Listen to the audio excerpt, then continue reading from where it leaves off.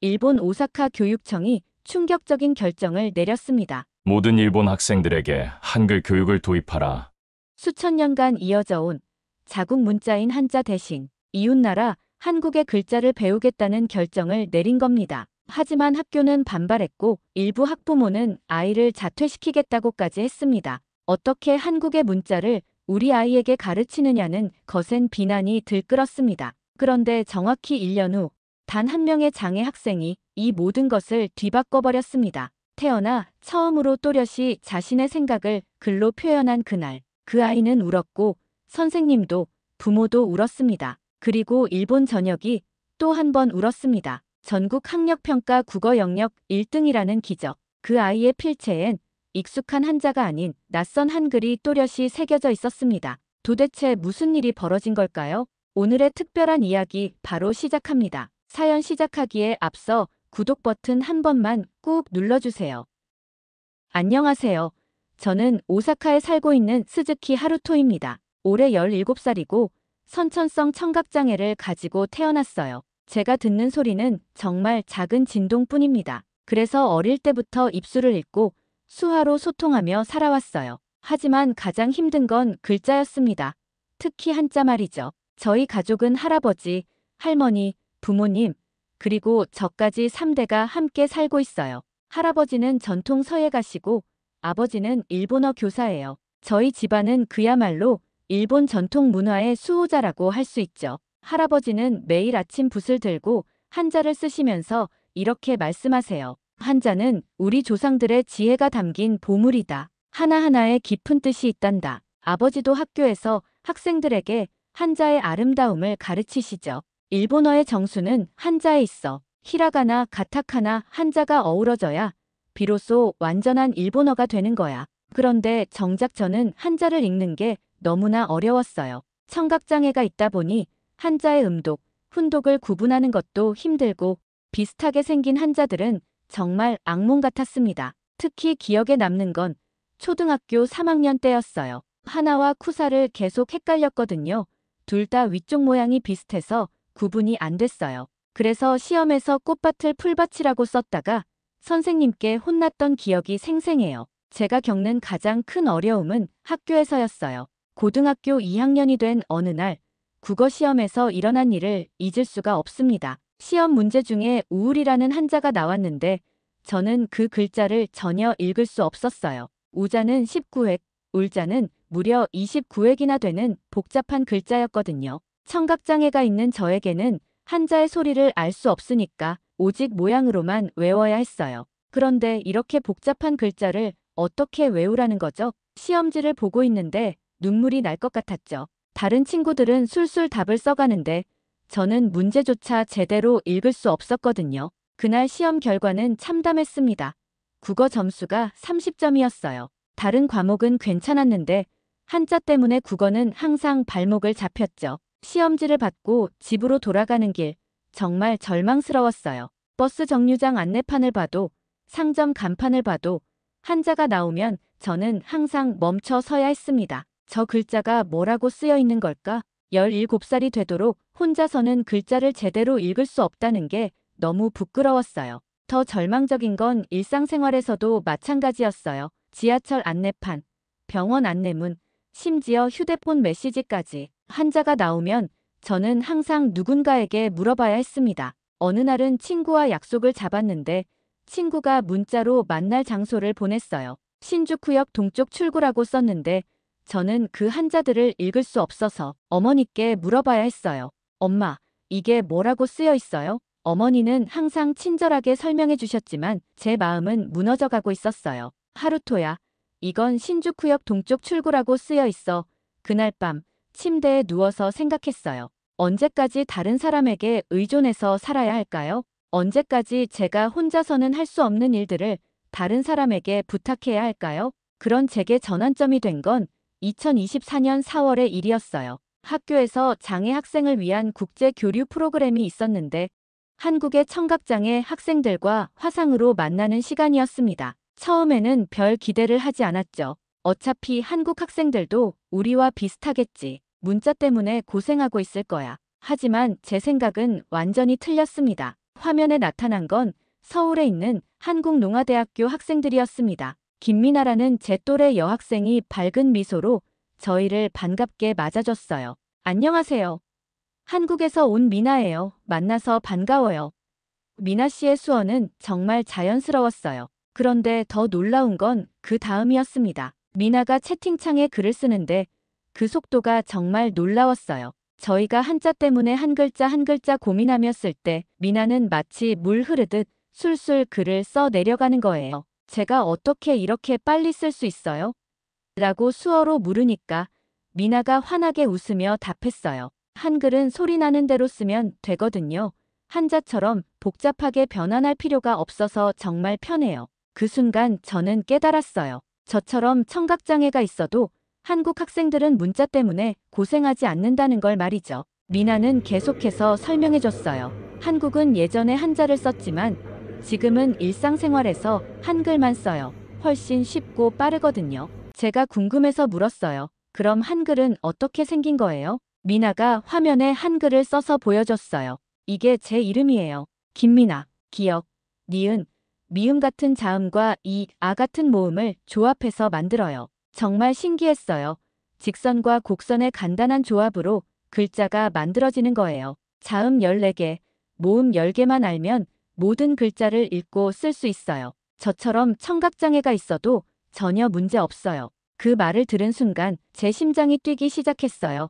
정말로 그런 문자가 있다면, 정말로 24개만 알면 모든 글자를 읽을 수 있다면. 미나가 덧붙였어요. 한글은 발음기관의 모양을 본떠서 만든 거라서 청각장애가 있어도 입 모양만 보면 이해할 수 있어요. 화상 통화가 끝난 후 저는 잠을 이룰 수 없었어요.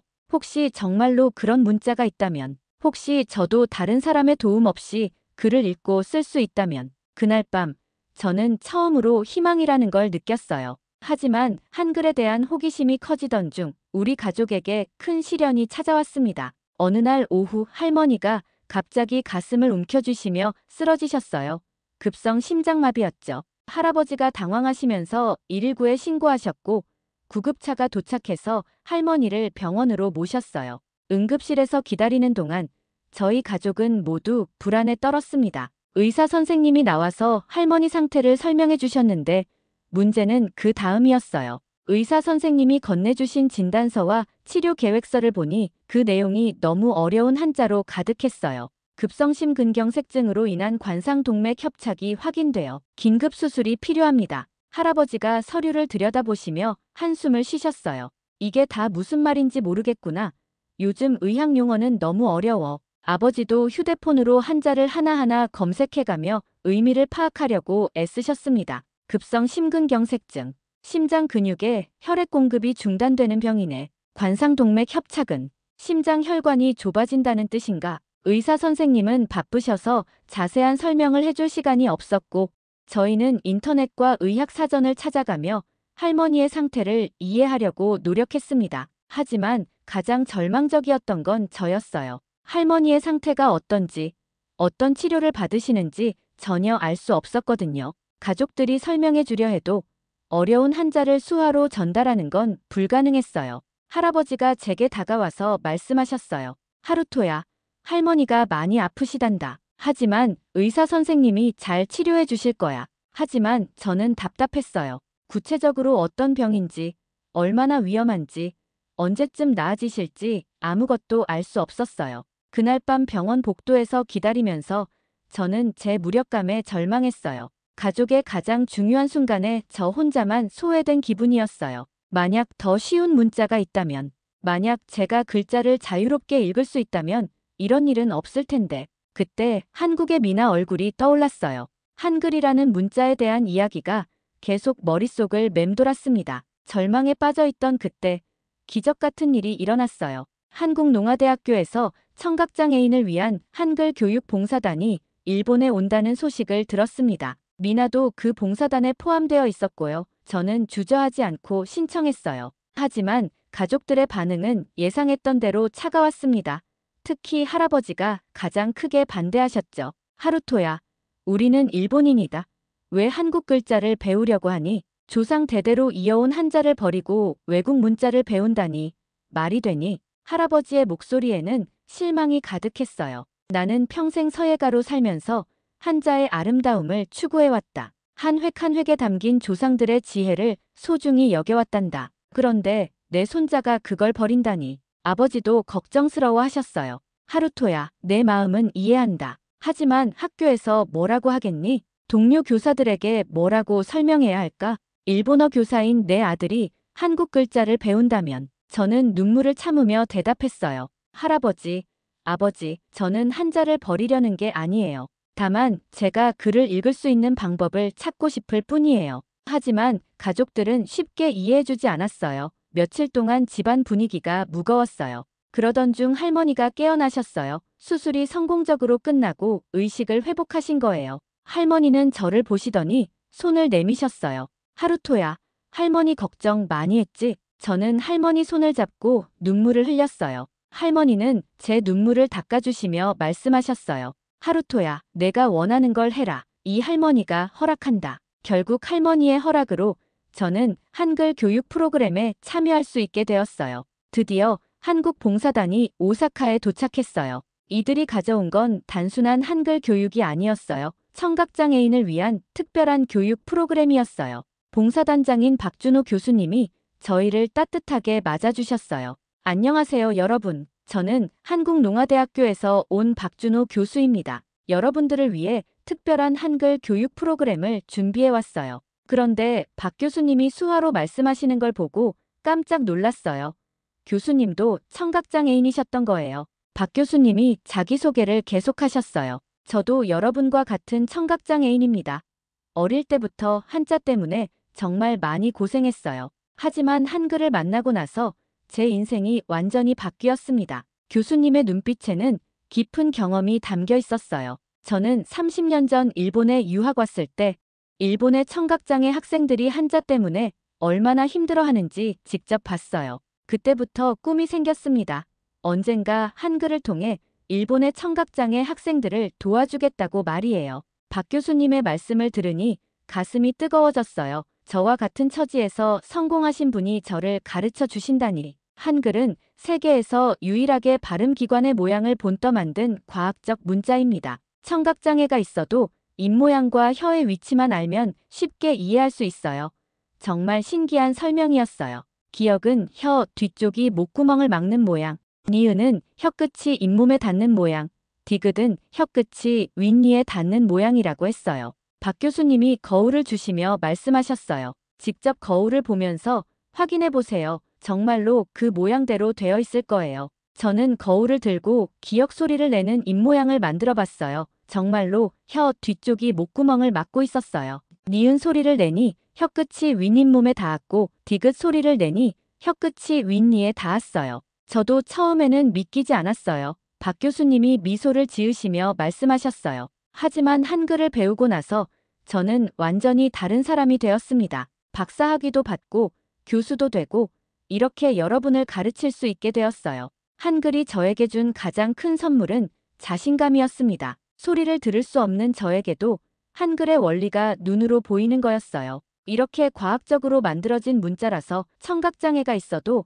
전혀 문제없이 배울 수 있어요. 미나도 함께 와서 저를 도와줬어요. 하루토군, 기억하세요? 화상통화에서 만났었잖아요.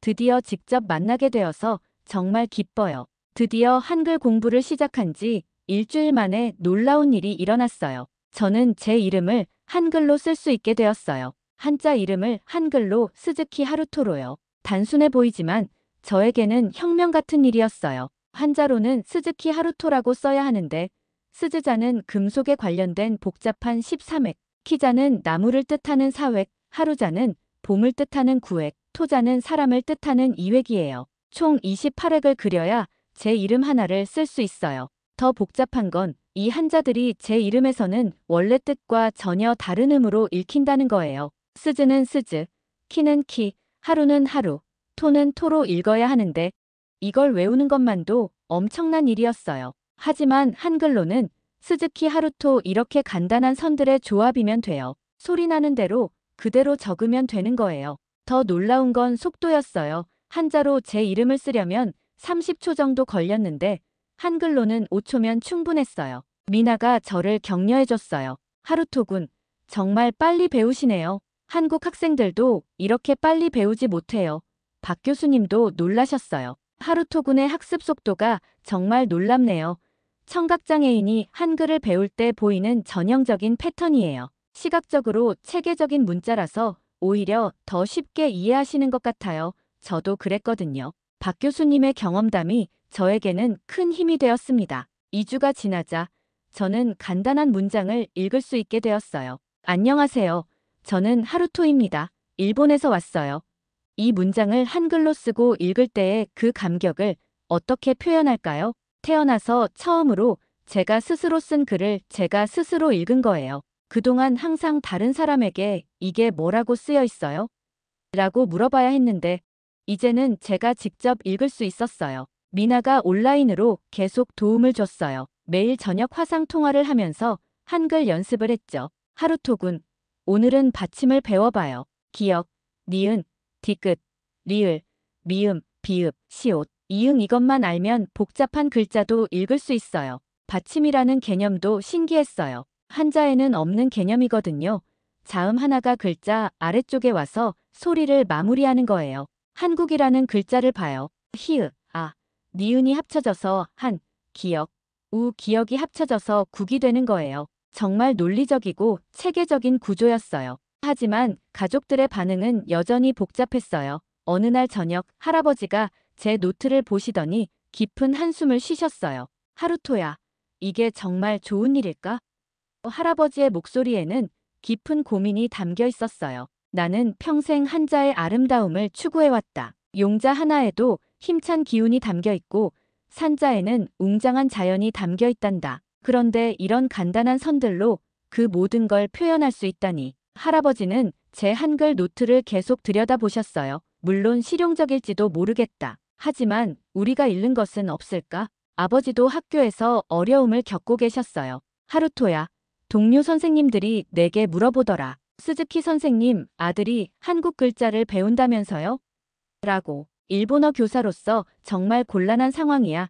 아버지의 얼굴에는 걱정이 가득했어요. 내가 한글을 배우는 것 자체는 반대하지 않는다. 하지만 주변 시선이 부담스러운 것도 사실이야. 하지만 변화는 예상치 못한 곳에서 시작됐어요. 어느 날 할머니가 병원에서 퇴원하신 후 제 한글 공부를 지켜보시더니 눈물을 흘리셨어요. 하루토야, 너 정말 글을 읽을 수 있게 된 거니? 저는 할머니께 한글로 편지를 써드렸어요. 할머니, 사랑해요. 건강하세요. 할머니가 아프실 때 저는 정말 무서웠어요. 이제는 할머니 병에 대해서도 스스로 공부할 수 있어요. 할머니가 그 편지를 보시더니 온 가족을 부르셨어요. 모두 이걸 보세요. 이 아이가 처음으로 스스로 쓴 편지예요. 처음으로 자신의 마음을 글로 표현한 거예요. 할머니의 목소리는 떨리고 있었어요. 17년 동안 이 아이는 글자 때문에 얼마나 고생했는지 아세요? 시험지도 제대로 읽지 못하고 친구들 문자도 이해하지 못하고 그런데 이제 이렇게 마음을 표현할 수 있게 됐어요. 그 순간 집안 분위기가 조금씩 바뀌기 시작했어요. 할아버지가 조용히 말씀하셨어요. 그렇다면 이것도 하나의 길일 수 있겠구나. 아버지도 고개를 끄덕이셨어요. 하루토야, 아버지가 너무 융통성 없이 생각했나 보다. 내가 글을 읽을 수 있게 되는 게 가장 중요한 거였구나. 3개월이 지나자 제 인생이 완전히 달라졌어요. 가장 큰 변화는 학교에서였습니다. 저는 한글을 이용해서 일본어 공부를 하기 시작했어요. 어려운 한자가 나오면 한글로 발음을 표기해서 기억하는 거예요. 예를 들어 공부라는 한자가 나오면 옆에 벤쿄라고 한글로 적어두는 거예요. 그러면 나중에 그 한자를 봤을 때 바로 읽을 수 있었어요. 경제는 케자이, 정치는 세이지처럼 말이죠. 국어 선생님도 놀라셨어요. 하루토야, 요즘 한자 읽기가 많이 늘었네. 어떻게 이렇게 빨리 향상됐니? 선생님, 제가 새로운 방법을 찾았어요. 정말 기뻤어요. 드디어 다른 친구들과 똑같이 공부할 수 있게 된 거예요. 더 놀라운 건 학교에서 제 이야기가 퍼지기 시작한 거였어요. 다른 청각장애 학생들이 저에게 관심을 보이기 시작했어요. 하루토, 정말로 그 한글이라는 게 쉬워? 동급생 타케시가 물었어요. 타케시도 청각장애가 있어서 한자 때문에 늘 고생하고 있었거든요. 응, 정말 쉬워. 24개만 외우면 모든 글자를 읽을 수 있어. 나도 배워볼 수 있을까? 1학년 후배 유미도 관심을 보였어요. 선배, 저도 한자 때문에 정말 힘들어요. 시험 때마다 문제를 이해하지 못해서. 저는 제가 배운 한글을 친구들에게 가르쳐주기 시작했어요. 미나가 저를 가르쳐준 방식 그대로요. 자, 이게 기억이야. 혀 뒤쪽이 목구멍을 막는 모양을 본뜬 거야. 곧 우리 학교에 작은 한글 동아리가 생겼어요. 청각장애 학생들만의 특별한 모임이었죠. 처음에는 5명으로 시작했는데 한 달 만에 15명으로 늘어났어요. 우리는 매주 화요일과 목요일 방과 후에 모여서 한글을 함께 공부했어요. 서로 가르쳐주고 한글로 편지도 주고받고 정말 즐거웠어요. 타케시가 말했어요. 정말 신기해. 이렇게 쉬운 문자가 있다니. 유미도 감탄했어요. 선배, 이제 저도 혼자서 글을 읽을 수 있을 것 같아요. 하지만 문제가 생기기 시작했어요. 어느 날 수학 시간에 야마다 선생님이 제 노트를 보시더니 얼굴을 찌푸리셨어요. 하루토, 이게 뭐야? 왜 노트에 이상한 글자가 적혀 있지? 저는 수학 공식을 한글로 메모해 둔 걸 들키고 말았어요. 2차 방정식의 판별식은 비읍 제곱 마이너스 4ac 이런 식으로 적어뒀거든요. 야마다 선생님은 화가 나신 것 같았어요. 일본 학교에서 외국 문자를 쓰는 게 적절하다고 생각하니 이건 공부가 아니라 장난이야. 선생님, 하지만 이렇게 하면 더 쉽게 기억할 수 있어요. 안 돼. 일본 학생은 일본 문자를 써야 해. 그날 오후 더 큰 일이 터졌어요. 영어 선생님도 사회 선생님도 비슷한 반응을 보이셨어요. 사토 영어 선생님이 말씀하셨어요. 하루토, 영어 단어를 외국 문자로 적어 놓으면 발음이 부정확해질 수 있어. 정식 표기법을 써야지. 히로타 사회 선생님도 걱정스러워 하셨어요. 역사 용어를 함부로 다른 문자로 적으면 본래 의미가 왜곡될 수 있어. 결국 제가 교무실로 불려갔어요. 교장 선생님이 심각한 표정으로 저를 마주봤어요. 하루토야, 최근에 내가 학교에서 한국 문자를 사용하고 있다는 보고를 받았어. 다른 학생들에게까지 가르치고 있다고. 네, 하지만 교장 선생님이 손을 들어 제지하셨어요. 안 돼, 하루토야. 이건 일본의 교육 정신에 맞지 않아. 우리는 일본 학교고 일본 문화를 지켜야 해. 하지만 제가 공부를 더 잘할 수 있게 되었어요. 그건 중요하지 않아. 방법이 잘못되었으면 결과도 의미가 없어. 교장 선생님의 목소리는 단호했어요. 오늘부터 교내에서 한국 문자 사용을 전면 금지한다. 한글 동아리도 즉시 해산하라. 그날부터 한글 동아리 활동이 금지되었어요. 교실에서 한글 사용도 금지되었고 한글로 적힌 노트나 편지를 발견하면 압수한다고 했어요. 친구들은 실망했어요. 타케시가 눈물을 글썽이며 말했어요. 왜 우리가 공부하는 걸 막는 거야? 우리는 나쁜 일을 한 게 아니잖아. 유미도 울먹였어요.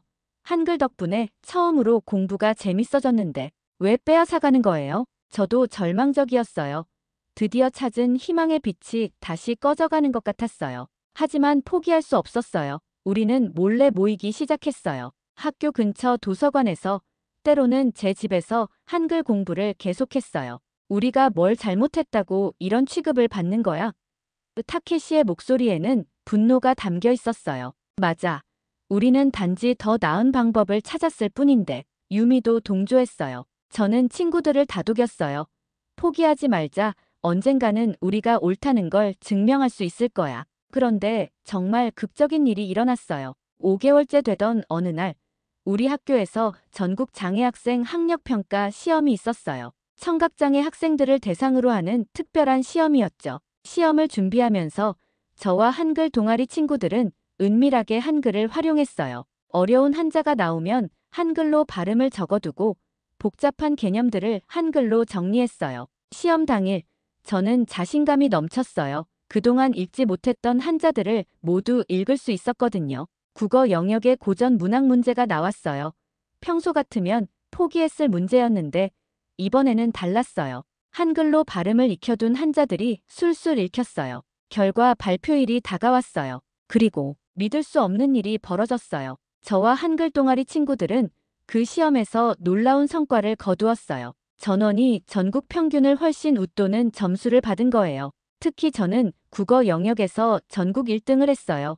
한글로 한자 읽기를 익힌 덕분이었어요. 타케시도 전국 상위 5%에 들었고 유미는 자기 학년에서 1등을 했어요. 시험 결과가 발표되자 학교가 발칵 뒤집어졌어요. 교무실이 난리가 났어요. 선생님들이 웅성거리며 결과를 확인했어요. 이게 정말 우리 학교 학생들 성적이야? 청각장애 학생들이 이런 성과를 낼 수 있다고 야마다 선생님이 믿기지 않는다는 표정으로 말씀하셨어요. 하루토의 수학 점수가 이렇게 높을 리가 없는데 언론에서도 관심을 보이기 시작했어요. 한글 학습으로 일본어 실력 향상, 청각장애 학생들 전국 1위, 오사카 고등학교 청각장애 학생들의 기적 같은 성과. 교장 선생님이 저를 다시 부르셨어요. 이번에는 표정이 완전히 달랐어요. 하루토야, 정말 한글 공부 때문에 이런 성과가 나온 거니? 네, 교장 선생님. 한글을 배우니까 한자 읽기가 쉬워졌어요. 그래서 문제를 더 잘 이해할 수 있었어요. 교장 선생님은 한참을 고민하시더니 말씀하셨어요. 하루토야, 내가 잘못 생각했구나. 그 순간 교장 선생님의 목소리가 떨렸어요. 미안하다, 하루토야. 그리고 친구들에게도 미안하다고 전해라. 내가 너희들의 가능성을 막았구나. 한 달 후 오사카 교육청에서 우리 학교로 시찰을 왔어요. 전국 1위 성과의 비결이 궁금하다는 거였어요. 교육청 관계자들이 우리 한글 동아리 활동을 보고는 깜짝 놀랐어요. 이렇게 체계적으로 한글을 활용해서 일본어 학습 효과를 높일 수 있다니 이건 정말 혁신적인 교육 방법이네요. 그리고 6개월 후 정말 꿈만 같은 일이 일어났어요. 오사카 교육청에서 공식 발표를 한 거예요. 청각장애 학생을 위한 한글 활용 교육 프로그램을 정식으로 도입하겠습니다. 금지령을 내렸던 교장 선생님이 이제는 우리 학교를 자랑스러워 하셨어요. 하루토와 친구들이 보여준 용기와 끈기가 이 모든 변화를 만들어냈습니다. 이들은 우리 학교의 자랑입니다. 1년이 지난 지금 저는 완전히 다른 사람이 되었어요. 한글 덕분에 저는 처음으로 일기를 쓰기 시작했어요. 제 마음을 글로 표현할 수 있게 된 거예요. 오늘은 정말 행복한 하루였다. 한글을 배운 덕분에 새로운 세계가 열렸다. 더 이상 글자가 두렵지 않다. 이제 내가 읽고 싶은 모든 것을 읽을 수 있다. 이런 문장을 쓸 때마다 가슴이 벅차올라요. 할아버지도 이제는 제 한글 공부를 응원해주세요. 심지어 할아버지도 한글에 관심을 보이기 시작하셨어요. 하루토야, 한글도 나름대로 아름다운 글자구나. 직선과 곡선의 조화가 참 균형 잡혔어. 서예가의 관점에서 봐도 매력적이야. 아버지는 학교에서 제 이야기를 동료 선생님들께 들려주신대요. 우리 아들이 한글을 배워서 일본어 실력이 늘었어요. 정말 신기하죠? 이제는 저도 한글에 관심이 생겼어요. 가장 큰 변화는 제 마음가짐이에요. 이제 저는 더 이상 제 장애를 한계라고 생각하지 않아요. 한글이라는 새로운 도구를 만나면서 언제나 다른 길이 있다는 걸 배웠거든요. 미나와는 지금도 매주 화상통화를 해요. 이제는 한글로 자유롭게 채팅을 주고받아요. 하루토, 덕분에 저도 많이 배웠어요. 한국과 일본이 이렇게 가까워질 수 있다는 걸 알게 됐어요. 정말 감사해요. 미나야말로 저에게 새로운 인생을 선물해 주셨어요. 정말 그래요. 한글은 단순한 문자가 아니었어요. 사람과 사람을 연결하는 다리였어요. 나라와 나라를 이어주는 사랑의 언어였어요. 박 교수님도 계속 저희를 격려해 주세요. 하루토 씨와 친구들이 보여준 용기가 많은 사람들에게 희망을 주었습니다. 이제 한일 양국의 청각장애인들이 함께 교류할 수 있는 프로그램을 만들어 보면 어떨까요? 정말 멋진 제안이었어요. 박 교수님이 어느 날 저에게 말씀하셨어요. 하루토, 제가 30년 전에 품었던 꿈이 여러분을 통해 이루어지고 있어요. 청각장애가 있어도 누구나 자유롭게 글을 읽고 쓸 수 있는 세상. 그것이 제 꿈이었거든요. 교수님의 눈에는 깊은 감동이 담겨 있었어요. 한국이 보여준 건 단순한 기술 지원이 아니었어요. 어려움에 처한 이웃을 향한 진정한 사랑이었어요. 미나와 박 교수님, 그리고 한국 봉사단이 보여준 건 함께 성장하는 리더십이었어요. 자신들이 가진 것을 나누는 것, 다른 사람의 성장을 진심으로 기뻐하는 것, 그것이 바로 한국이 저에게 보여준 사랑이었어요. 절망 속에서 피어난 희망, 포기하지 않았기에 일어난 기적, 혼자가 아니라 함께였기에 가능했던 변화. 이 모든 게 한글을 통해서 제게 일어났어요. 지금 저는 큰 꿈이 생겼어요. 한일 청각장애인 교류 프로그램을 만드는 거예요. 저처럼 문자 때문에 어려움을 겪는 친구들에게 새로운 가능성을 보여주고 싶어요. 언어의 벽을 넘어서 마음과 마음이 통하는 세상을 만들고 싶어요. 한글이 제게 준 건 단순한 문자가 아니었어요. 소통의 기쁨이었고, 성장의 희망이었고, 사랑받는다는 확신이었어요. 그리고 무엇보다 다른 사람을 도울 수 있는 힘이었어요. 이제 저도 저처럼 어려움을 겪는 친구들에게 희망의 손길을 내밀 수 있게 되었거든요. 여러분은 어떻게 보셨나요? 언어와 문자가 한 사람의 인생을 이렇게까지 바꿀 수 있다는 게 놀랍지 않으신가요? 오늘 이야기를 통해서 진짜 한국의 국력이 무엇인지 깨달았어요. 군사력이나 경제력이 아니라 다른 사람을 진심으로 도우려는 마음, 자신의 것을 나누려는 사랑.